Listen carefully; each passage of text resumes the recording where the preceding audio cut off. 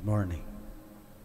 As we celebrate the memorial of Saint Henry II, King, who loved the poor, first reading reminds us that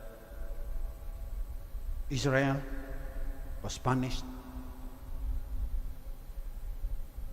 The Lord allowed Assyria to trample, to seize, plunder, carry off loot, and tread him down like the mud of the streets. Ano sabi ni Amos? Kasi inaapi nila yung mga widows and orphans, yung mga childlike. The responsorial psalm, minsan hindi na natin napapansin yan, sa response na lang tayo. Sabi sa responsorial psalm, widow and stranger they slay, the fatherless they murder. And in the gospel, the Lord reminds us that the will of the Father and the Father himself is only revealed, it's hidden from the wise and the learned and revealed only to the childlike. So, Bible, scriptures, is partial to the poor, especially to children and widows and orphans. As we remember the wars in Israel that devastated widows and orphans and the fatherless, let us pray today for the widows and orphans in Ukraine. Also Russia, because 35,000 Russian soldiers have been killed just because Putin wants to incorporate Ukraine into the Russian Empire. That's still in his mind.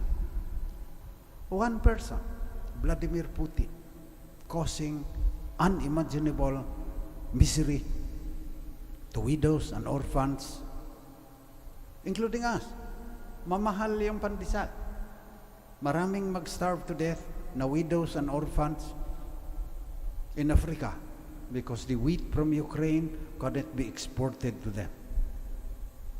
So, let us pray especially for the widows and orphans today through the intercession of Saint Henry II, King.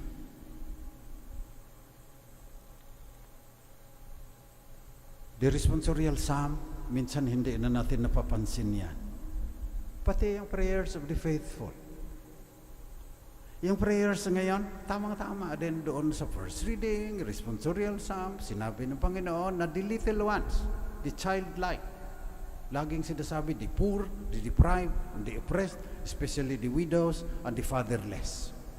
Ngayon, ang uso naman na words, the least, the lost, and the last. Yan pa rin yan.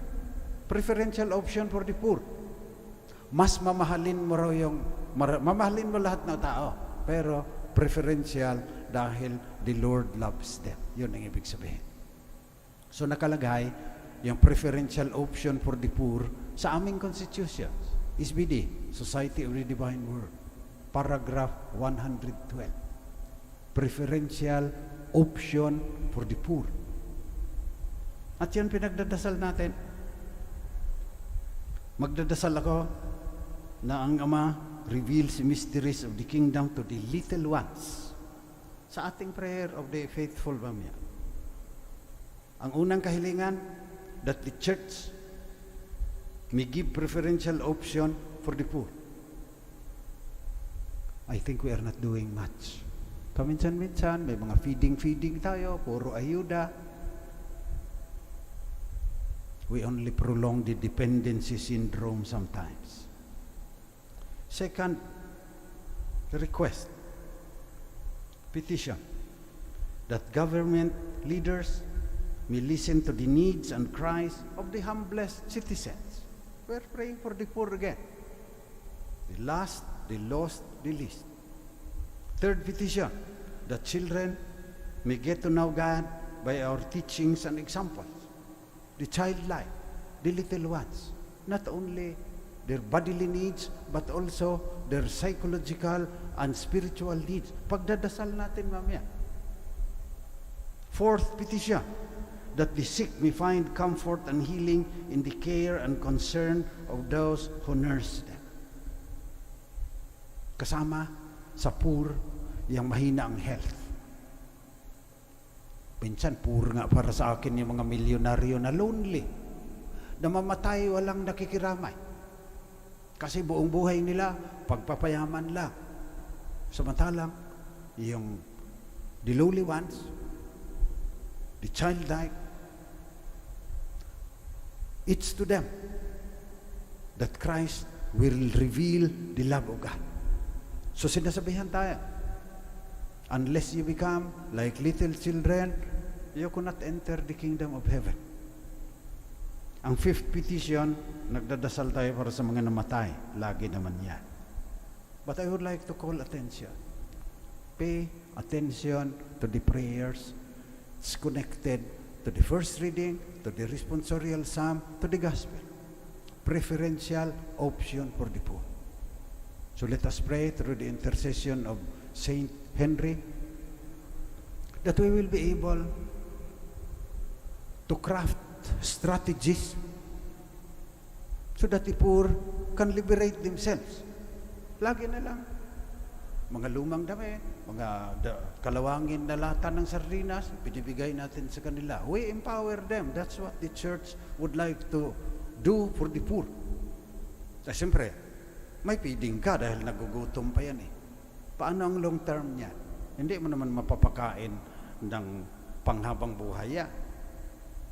Magiging dependent din sa iyo yan. Labag din sa dignity nila yan. So yan ang ating pagdasal ngayon. Napakaraming mahirap. Global poverty. In the Philippines, only 400 families control 70% of the wealth. That's not the will of God. At kung kanila na lahat yon, wala nang pag-asa yung marami. Hindi na makakaalpas sa kahirapan niya. So kailangan may social justice in order to really help the poor.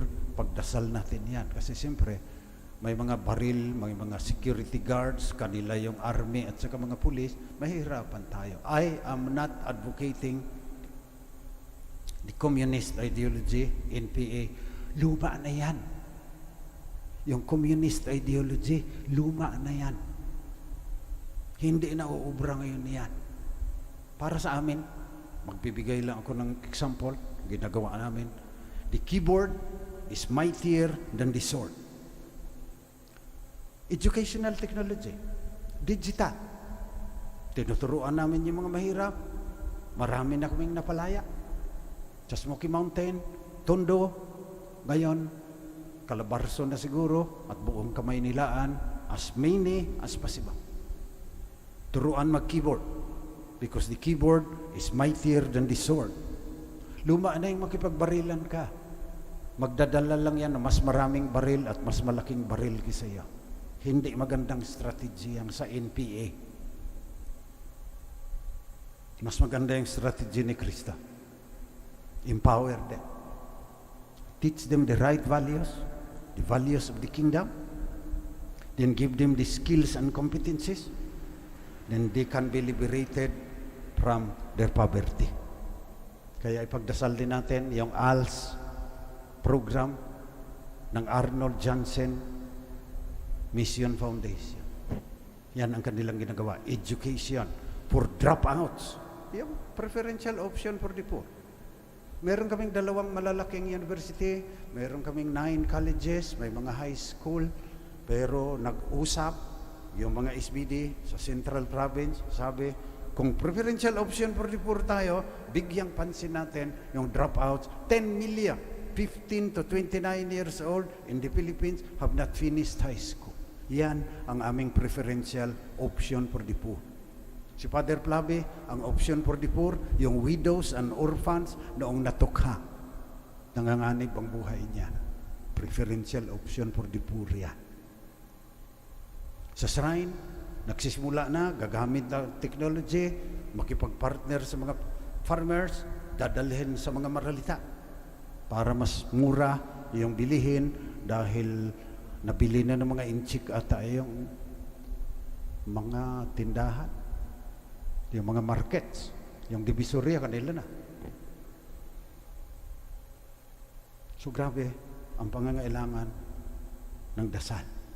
Kung totohanin natin yung sabi ng Panginoon na preferential option for the poor.